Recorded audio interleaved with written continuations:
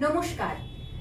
কবিগুরু রবীন্দ্রনাথ ঠাকুরের জন্মদিন উপলক্ষে কবি বরুণ হালদারের লেখা 25শে বৈশাখ। শুধু ফুলে নয়, মালায় নয়, জন্মদিনে বরণ করি মনে। কীর্তি তোমায় করেছে মহান, তুমি আছো বিশ্ববাসীর প্রাণে।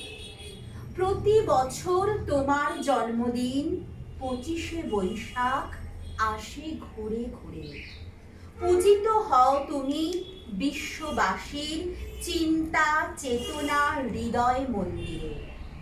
বঙ্গ সাহিত্যের কোনায় কোনায় সুনিপুণ তোমার বিচরণ। জন্মদিনে গানে ও কবিতায় আমরা করি তোমায় স্মরণ। তোমার সৃষ্টির সবই যেন প্রবহমান অসীম অমৃত ধারা। গীতাঞ্জলি কিংবা গীতবিতান পড়ে হয়ে যাই আত্মহারা। আমাদের ছেড়ে চলে গেছো অমৃত লোকে বহু কাল আগে। আনন্দে কিংবা বিষাদের দিনে তোমার বাণী হৃদয়ে জাগে।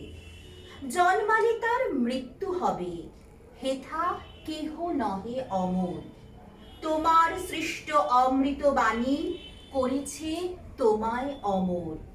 বিশ্বকবি মনের গুরু, আমার প্রাণের গুরু তুমি। দিন রাত পাই তোমার ছোঁয়া, ধন্য যে হই আমি।